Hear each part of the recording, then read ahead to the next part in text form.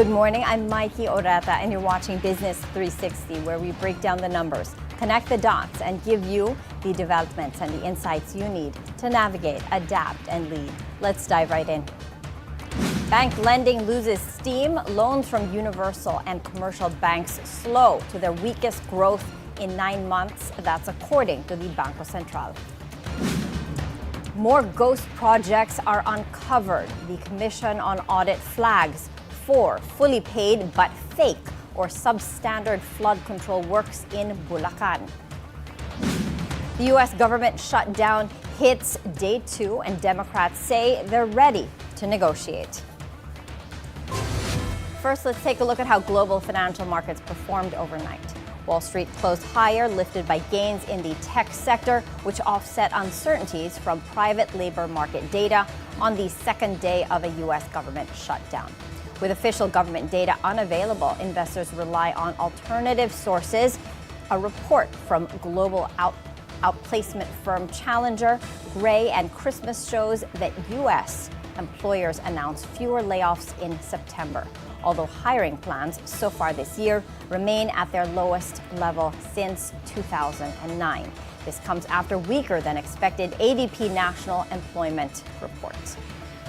Trading water is keeping this market above 6,700. That's a meaningful close. If we can set that as a trend line, now that we've broken through that resistance, if that becomes the new layer of support for this market, again, maintaining those good positive momentum vibes in this market is a positive thing. We did get some good notes out of the market this morning, in addition to that big valuation for OpenAI, because people are constantly wondering when it does go public, what does that value look like? That confirms some, notes that we thought we had before. The Dow Jones Industrial Average gained 0.2%, the S&P 500 flat with an upward bias, and the Nasdaq higher by 0.4%. Over in Europe, markets ended mixed. The UK's FTSE 100 lower by 0.2%, Germany's DAX higher by 1.3%, and France's CAC 40 up by 1.1%. A triple threat looms over the Philippine economy: weak investment, sluggish manufacturing, and governance risks. Global Source Partners analyst and former BSP Deputy Governor Diwa Gunigundo says that the economy remains resilient, but urges more proactive reforms to lift development constraints. He notes that gross capital formation continues to drag. Investment growth slowed to just 2.4% in the first half of 2025, far below the 6.6% pace a year ago. Gunigundo also flags that the IMF's downgrade of the Philippines' growth outlook may be mild, but it precedes the full impact of global and domestic risks. Manufacturing lost steam in September, but the Philippine Economic Zone Authority says it's far from a crisis. Director General Tereso Panga blames short-term factors from weak domestic demand to supply chain disruptions and higher input costs. Foreign demand is holding up, but lower local orders are dragging on performance. The Philippine Economic Zone Authority says that the solution is stronger ecozone resilience through stable policies and better cost management. And despite the dip, investments approved by the agency are up more than 33% this year. A key barometer of economic activity lost steam in August. Loan growth slipped to its weakest pace in 9 months. Bangko Sentral data shows loans from universal and commercial banks rose 11.2% in August of 2025. Now that's the slowest pace since November of last year, when growth was at 11.1%. The same rate was also recorded in April. Seasonally adjusted figures show outstanding loans inched up only 0.4% month on month. BSP emphasizes that bank lending is a crucial channel for monetary policy and says it will keep liquidity and lending conditions aligned with its price and financial stability goals. Now, the U.S. government shutdown is expected to put a drag on economic growth. Credit rating agency S&P Global says the deadlock adds uncertainty to the economy. In its report, S&P estimates that for every week the federal government stays closed, U.S. GDP growth could shrink by up to 0.2 percentage point. The agency notes that lost output is often partially offset once federal employees receive retroactive pay after the shutdown ends. Even a slight hit to U.S. growth matters for global markets. A weaker U.S. economy could slow demand, pressure the dollar, and ripple into emerging economies like the Philippines. The Commission on Audit reveals 4 more ghost projects, flood control works in Bulacan that were fully paid but found to be either fake or substandard. The projects involve the Department of Public Works and Highways with contracts worth up to 97 million pesos. 2 were awarded to Sims Construction, 1 to Top Notch Catalyst Builders, and another to 888 Construction. COA says several DPWH officials and contractors are liable and may face graft, corruption, and procurement violation charges. The audit body has so far filed 17 fraud reports linked to these irregularities. After months of cooling, Philippine inflation is seen heating up, likely quickening to 1.9% in September, which is a 6-month high. A poll of 12 analysts cites higher food and fuel prices as the main drivers of that increase. The rate is faster than August's 1.5%, but matches the level recorded in September of last year. September also marks the 7th straight month that inflation stayed under the BSP's 2 to 4% target range, a trend that gives the central bank the space to loosen policy and boost growth. Still, with food and fuel costs pushing higher, risks are simmering. The Philippine Statistics Authority will release the official September data on Tuesday, October 7th. ASEAN ministers unite to blunt the blow of U.S. tariffs under President Donald Trump. Paolo Barcelon has the details. ASEAN senior ministers have concluded key meetings in Manila to strengthen cooperation within the bloc. Key agreements signed and proposed included the ASEAN Vision for Food, Agriculture and Forestry towards 2045, talks on regenerative agriculture, and the 1 Billion Trees Initiative. AMAF Chair Agriculture Secretary Francisco Tiu Laurel says, while the Trump tariffs hitting the region were not discussed during the forum, the aim is to make the bloc resilient to trade shocks regarding Washington's move. We have all agreed that we should increase trade among ASEAN members so that we can rely on each other first rather than relying on others that are far away. Tiu Laurel adds, a week prior, Vietnamese officials have met with the DA regarding its concerns about the Philippines' rice import ban. Vietnamese officials earlier threatened to bring the move to the WTO, but the two sides seem to have mellowed down the issue, as the Philippines is one of Vietnam's largest export markets. We have come to an agreement that Vietnam is still one of our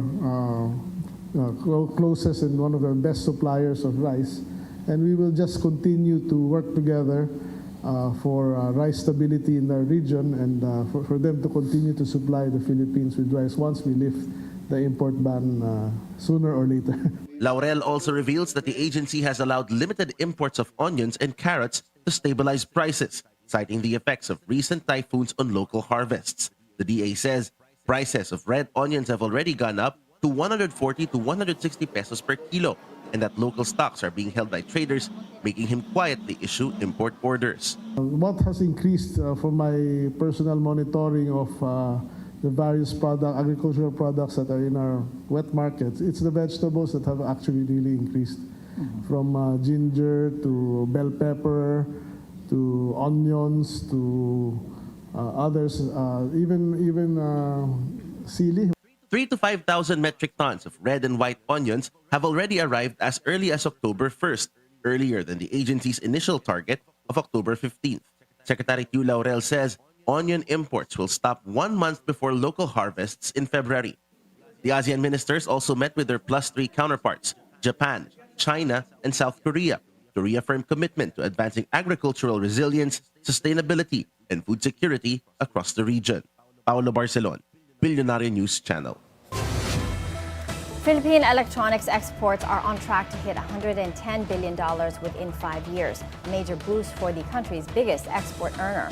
Dan La Chica, the president of the Semiconductor and Electronics Industries in the Philippines Foundation, says growth will be driven by new and emerging technologies.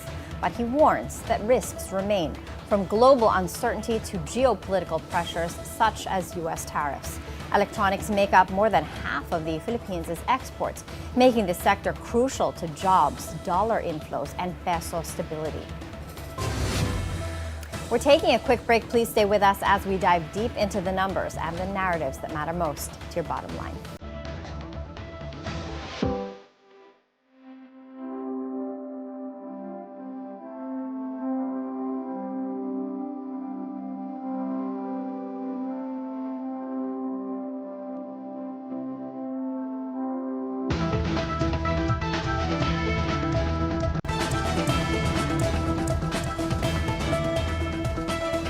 Welcome back. Let's check on Asian markets this morning. Right now, the Nikkei 225 is in the green, up sharply in early trade, up by 1.6%. Hong Kong's Hang Seng Index going the other way, lower by 0.6%. Shanghai's Composite higher by 0.5%. And Singapore's Straits Times Index lower by 0.3%.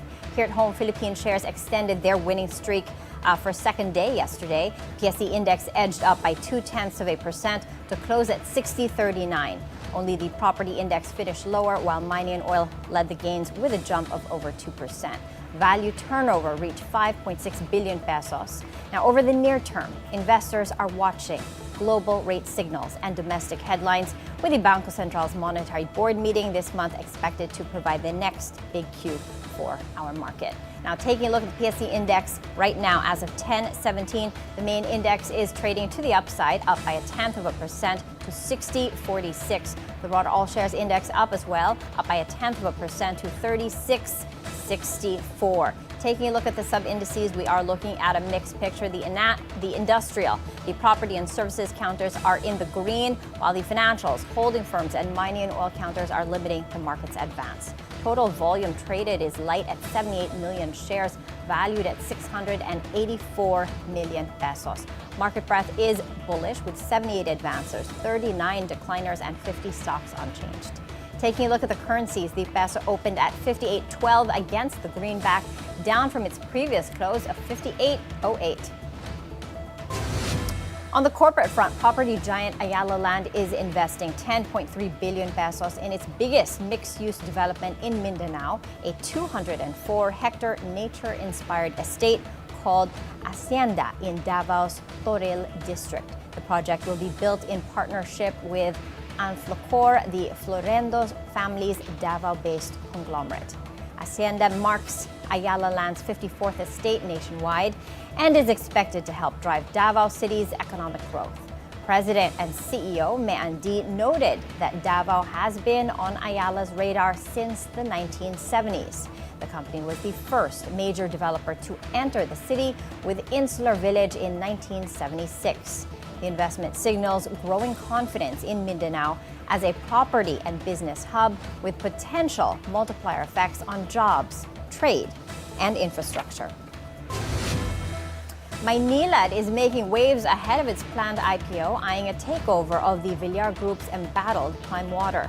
The deal could mark a major expansion beyond Metro Manila, with big implications for how Filipino households access water.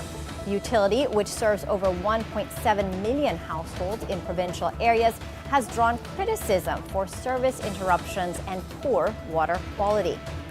Former Senator Cynthia Villar earlier said her husband wants to sell the company due to low earnings.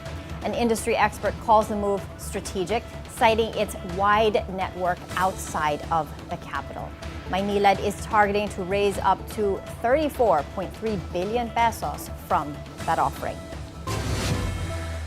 Global trade is shifting. New tariffs, political tensions, and supply chains are being redrawn. Here at home, the impact is immediate. U.S. imports of Filipino goods fell in August after a 19% tax was slapped on our exports. The International Monetary Fund cut its growth forecast for the Philippines, warning that slower trade and investments could drag on the economy. Now, exports are crucial because they support millions of jobs and bring in dollars that help keep the peso stable. Joining us to break all of this down is Sergio Ortiz Luis Jr., the president of the Philippine Exporters Confederation. Hello, sir, and welcome again. Good morning, Mikey, and to our listeners and watchers. Okay, sir. Let's start with the state of this industry. The 19% U.S. tariff on Philippine goods took effect on August 7th. That was 57 days ago, and we're starting to feel that bite.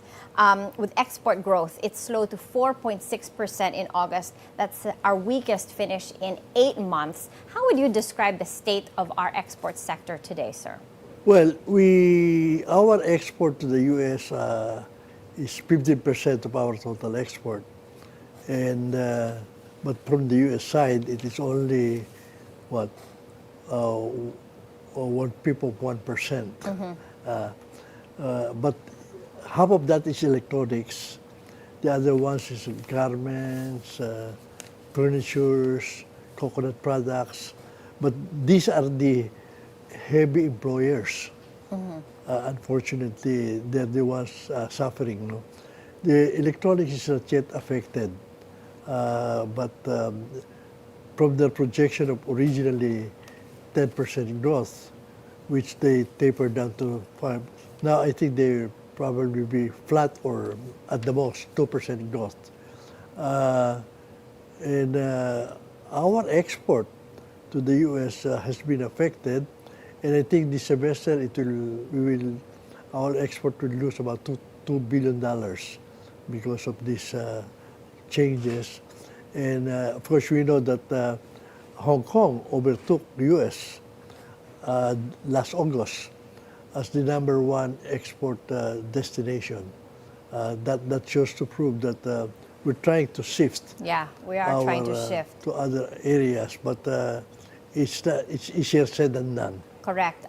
Exports to the U.S. fell more than 11% in August, whereas sales to Hong Kong surged 26% and Japan 4.7%, effectively overtaking the U.S.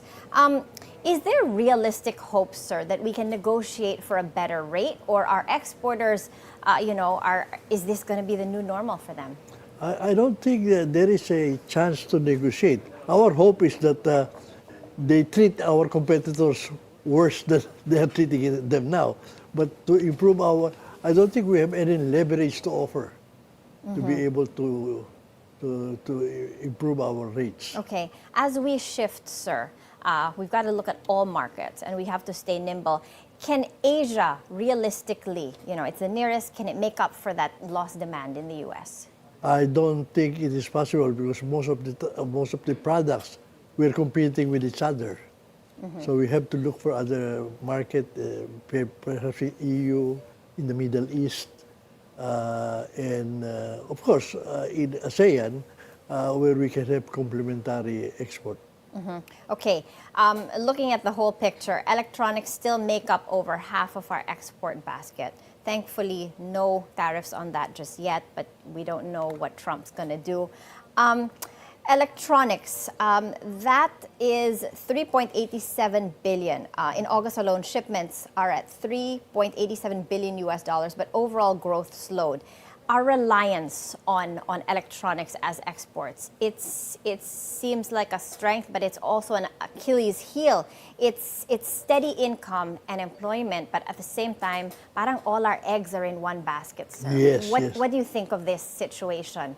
Very true. That's why we're very worried that, for instance, I think in the electronic industry of Taiwan, Japan, and South Korea, who are our biggest competitors, might have better treatment.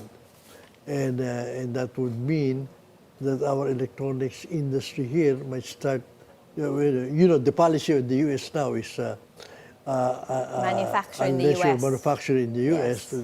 they are discouraging. So they might just move out. Okay, what are our ASEAN neighbors doing, sir? How are they trying to stay ahead in this new global trade order? And what can the Philippines, what can we learn from them? Well, some of them are even joining BRICS as a new area. I don't think we intend to join BRICS. We are also losing market in China, and they're gaining more market in China. Of course, Hong Kong as a hub is also China. No? But then again, I think we have to change our geopolitics. Yeah, yeah. Are our exporters, can they move fast enough? Do they have the capacity to move fast enough to really seek out the new markets with the vigor that they need to nowadays? Unfortunately not, because among our neighbors, I think with the support of the government for exporters is the least in our country. Okay. We have, DTI, which is the main agency that is in charge of export, is expected to do a lot of things. Trade development, investment, export, and even price Yes. stabilization. Yet, I think, if I'm not mistaken, the budget of DTA is 0.7% of the Yes. total budget. And I understand they're having a budget hearing now. They might get. How do you feel a about little- that, sir? The budget, every time you want to do more with exports, you're told that there isn't enough budget for it. We don't have the money for it. And then you hear about all of these corruption scandals, all of the leakages are coming into fore. How do you feel about all of this, sir, na may pera pala tayo? In the past, whenever we try to lobby for our budget for two things, for export, for SMEs, questions they will ask us is, where will we get it? It's all allocated for. Now we know where to get it. Ngayon, alam nyo na kung saan kukunin yung pondo. If we only can get 5% of what is lost in the flood water, that would help a lot of development of export, also of SMEs, which is lagging behind all our Asian neighbors. If you could put a number to it, sir, how much does corruption hold back the export sector in the Philippines? I really don't know, but just to cite you an example how pathetic our exporters are. We have big fairs outside, which we cannot afford, which are supported by our neighbors. No? In the KAIX, for instance, the ones in China, where we will be the host country, so to speak. You know how many our neighbors send exporters? 200 more than 200 in Thailand, more than 200 in Malaysia. Do you know how many we send? How many, 10. sir? 10. And now that we will be the focus country, I don't know if we can send 20 without support. Because although the space will be given to us free, it's expensive for exporters to go. Yeah. And all of them are supported by their countries. Yeah. You know, in our local exhibitions also, when we try to promote products, when we have our exhibitions here, during the glorious days of export, during the time of President FBR, SITEM can even pay for big buyers. Why was that in the hotels. glory days of exports, sir? What did the FVR administration do that other administrations did not? You know, at the time, we would like to be the next tiger in Asia. And he made the export as the linchpins of the economic development. You know, at the height of the crisis, I think it was the Asian crisis, or was it 2019? Our export growth was 21%. The highest, if not the highest in the world, at least the highest in Asia. Our export share in the GDP was more than 50% at the time. And export was really being supported. Yeah. No? Not only really selling, he was the one who went to US. No one believed he can bring in the electronic sector here. Yeah. There's really so much that the Philippines can offer the world, sir. Stepping back, taking a look at our export targets for the full year for 2025. Electronics are a backbone of our exports, but take a look at our export revenue. They may only reach 110 billion pesos this year, below the Philippine Development Plan target of 113.42 billion, and well under the Philippine Export Development Plan's goal of 163.6 billion. At 110, taking a look at that lower target, is this ambitious or is this realistic? Well, when we fixed the target, we partly considered what the tariff will do to us. No? My good guess is we will land at between 105 and 110. Okay, 105 and 110 for that export revenue target. What about the peso, sir? It's been hovering at 58 pesos to the dollar. It rebounded this week because of the U.S. government shutdown affecting the dollar, but volatility remains high. For exporters, does a weaker peso cushion the tariff shock, or does the uncertainty just add more risk? Well, definitely for exporters, OFWs, a lot of them depend on strong peso already. Even our domestic manufacturers, a stronger peso would mean lesser importation.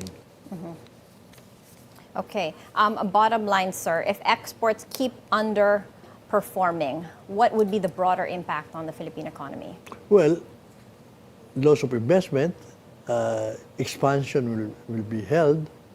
Of course, definitely loss of employment. Okay.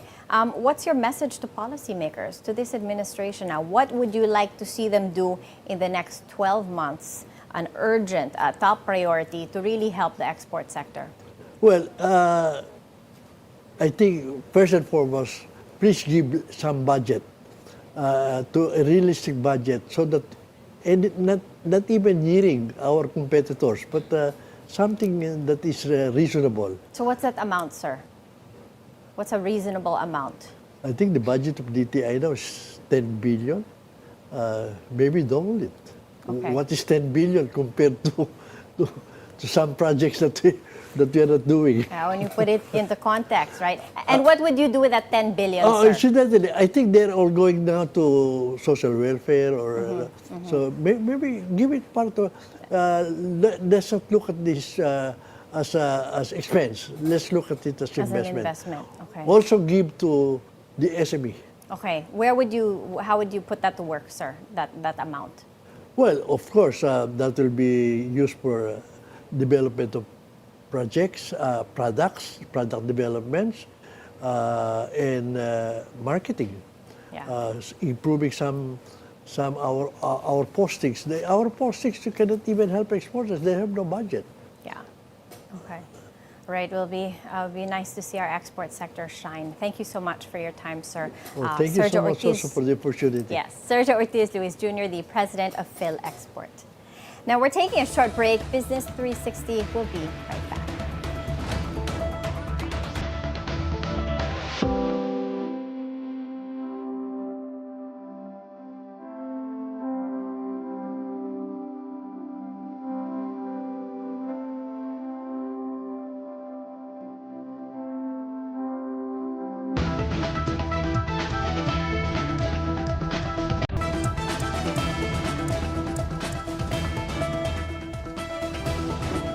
Welcome back. Frutas Holdings, best known for its juice and snack kiosks, still has nearly 94 million pesos left under its share buyback program. The move is seen as a sign of management confidence aimed at supporting its share price and signaling growth ambition. In a disclosure, the company said that its board approved a 100 million peso buyback plan last February 3rd after the latest repurchase on October 2nd. The balance for the program now stands at 93.84 million pesos. SBS Philippines Corporation has secured regulatory approval for a big capital hike.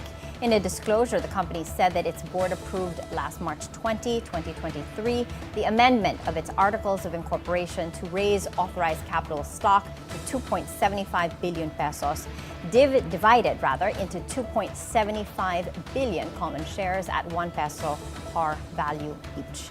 SBS received its certificate of incorporation from the Securities and Exchange Commission on September 29th this year. The company is still awaiting the SEC's order that will set the record date for stock dividends. The capital hike gives SBS more flexibility to expand operations and raise funds, a move that signals growth plans and offers investors a stronger base for future dividends.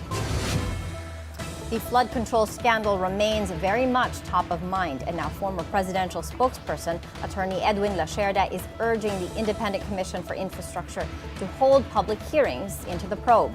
He warns that without transparency, there can be no genuine accountability, saying relying solely on official statements falls short of what the public deserves.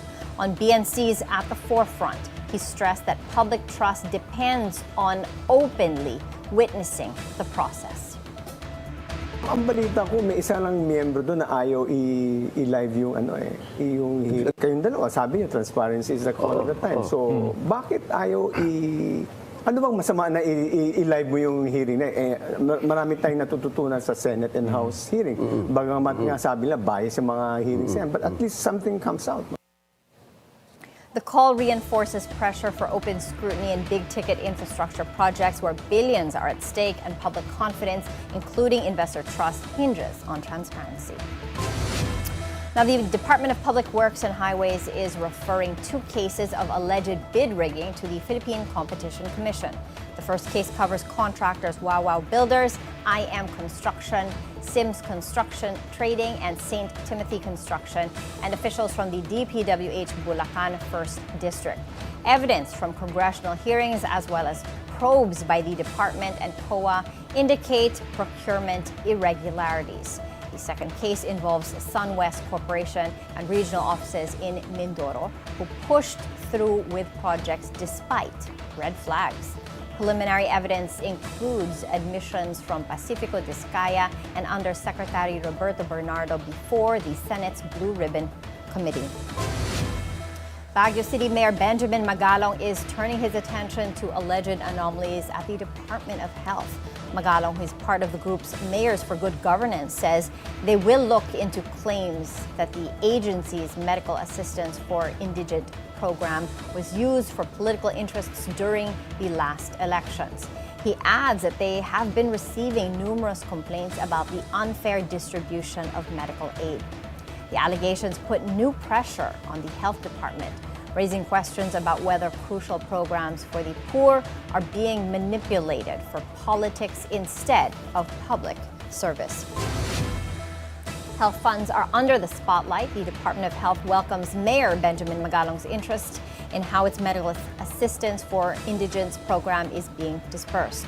Health spokesperson Albert Domingo said no less than Secretary Teodoro Herbosa has pointed to hospital maintenance funds known as MOOE and PhilHealth payments as better channels to cover hospital expenses. Domingo added that Herbosa has formally requested a new line item separate from the medical assistance for indigents to allow direct payments from the health department to local government hospitals without passing through politicians. The big picture, the proposed shift aims to keep politics out of crucial health programs and ensure that funds reach patients faster and more fairly. A new ethics complaint puts Senator Chiz Escudero under scrutiny, this time over a 30 million peso campaign donation from contractor firm Centerways Constructions. Lawyer Elridge Marvin Aceron claims Escudero violated ethical standards, including conduct unbecoming a member of the Senate, damaging the credibility of the institution. He's calling for sanctions, including possible suspension or expulsion. Escudero, in response, says that the complaint is political retribution from allies of House Speaker Martin Romualdez and not an ethical issue. The case is not just political, It raises questions about how contractors with billions in government projects can exert influence through campaign donations. The controversy cuts to the heart of public procurement, investor confidence, and transparency in how infrastructure funds are spent. On another front, agriculture spokesperson Arnel de Mesa says that the farm-to-market roads in Lanao del Sur, once tagged as ghost projects, were found to exist after validation. However, he noted that 7 alleged ghost road projects in Davao Occidental have already been reported to the Office of the President and the Department of Public Works and Highways. Report ng isang araw na 9, 3 noong 2021, 2 noong 2022 at 4 noong 2023. Yung huling report na dumating, again 7 yung Davao Occidental out of the 9. So apparently, ano talaga yon, medyo may problema. Ghost talaga yun, sir? Most likely. Tapos yung 2 na initially reported sa Lanao del Sur, dumating na yung report muli galing DPWH, DE, tsaka Regional Office. So nagpakita sila ng proof at nakita na hindi siya The Zobel de Ayala family is offloading another auto brand as AC Mobility shifts focus to building an electric vehicle ecosystem in the Philippines. It's a move that signals where the future of transport is headed. Our mobility correspondent G. Baroga has that story. First, it was motorcycle brands KTM and Husqvarna. Then came Maxus, the Chinese car brand with British roots, followed by German automaker Volkswagen. And now, Ayala-led AC Mobility is parting ways with Honda Cars Philippines, ending a partnership that's been running for 35 years. But no bad blood here. In fact, it's all smiles and smooth driving ahead. It's a mutual decision from both sides as they each focus on what's next in their growth journeys. The story began back in 1990 when Honda Cars Makati opened its doors, the very first Honda dealership in the country. Fast forward to today, and that single showroom grew into 9 dealerships nationwide with over 220,000 vehicles sold as of August. For Bilyonaryo heir Jaime Alfonso Zobel de Ayala, the decision comes with a lot of gratitude and pride, but also excitement for what lies ahead, especially in the space of sustainable mobility and electrification. Honda, meanwhile, is making sure the handover is as smooth as their CVT transmissions, promising zero hiccups for customers and full speed ahead toward a more electrified future. Ayala will start turning over management and operations of its 9 Honda dealerships later this year, but will remain the official operator until December 31.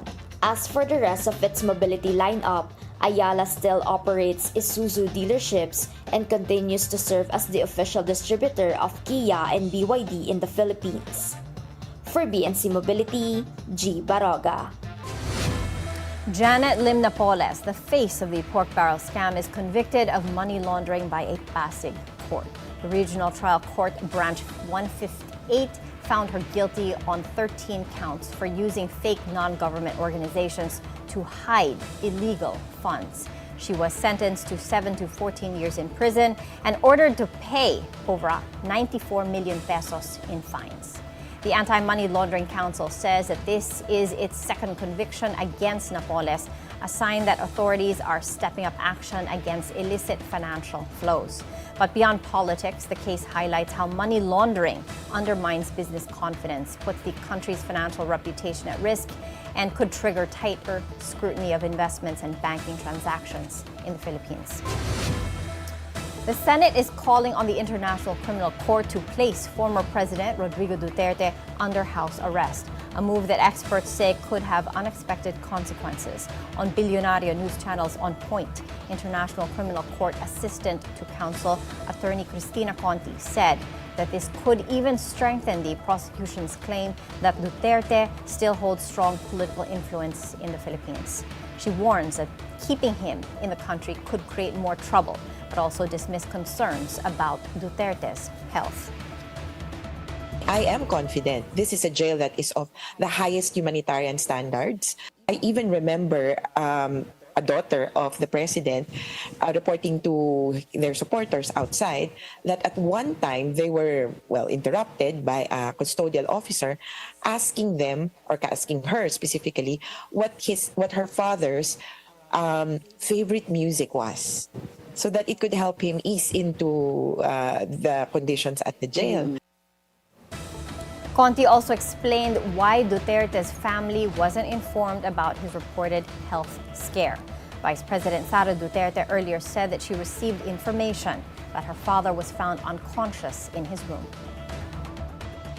It's probably because Dutch law clearly puts a premium on medical confidentiality and patient autonomy. So the medical information technically should just be between the patient and the health professionals who saw to the care of the patient. We don't know then. Maybe it's because of the patient who said, and I know of older people who are like this, wag mo nang ipaabot sa anak ko. Pwede pala yun. Yes, kasi at this point, I think he's considered as fit to decide for himself. We're taking a short break. Business 360 will be right back.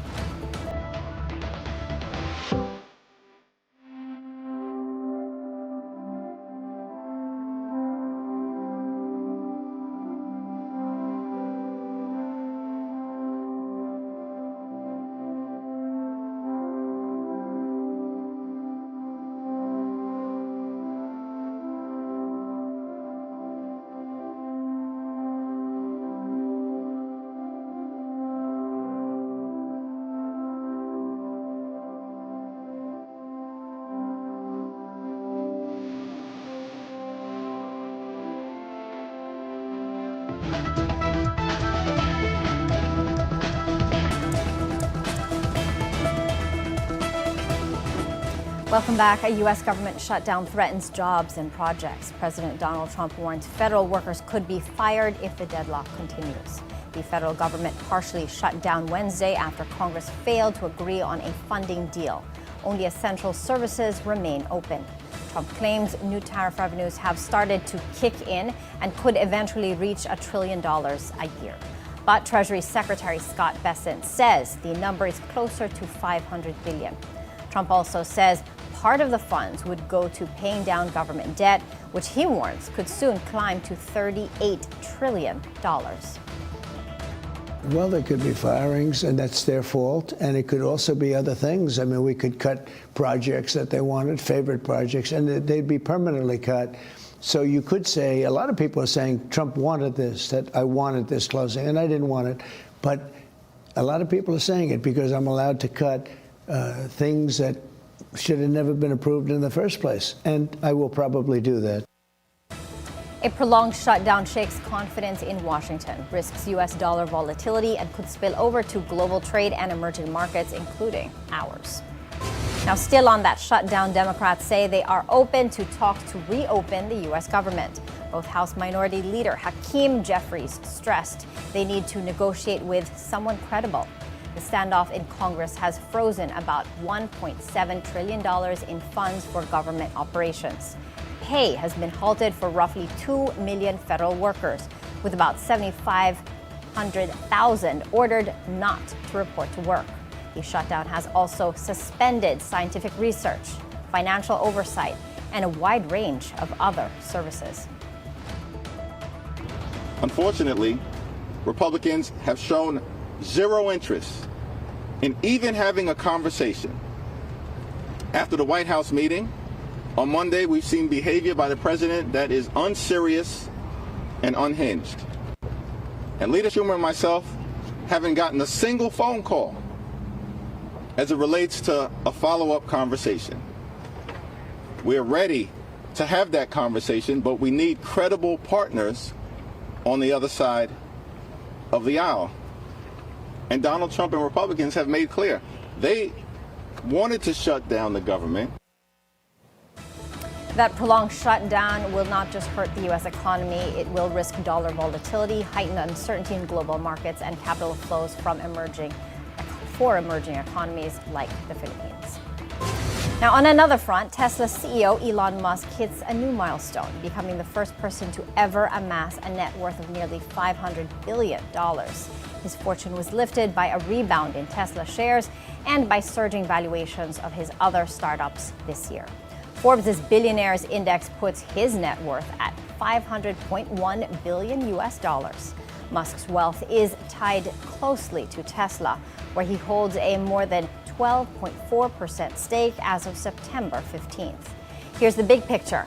Musk's growing fortune reflects investor appetite for tech, and Tesla's swings continue to influence global markets, including electric vehicle supply chains, where Asia and the Philippines play an increasing role. And that's it for Business 360. I'm Maiki Oreta. Thank you for joining us, and keep it here on BNC, the Bilyonaryo news channel, and have a good weekend.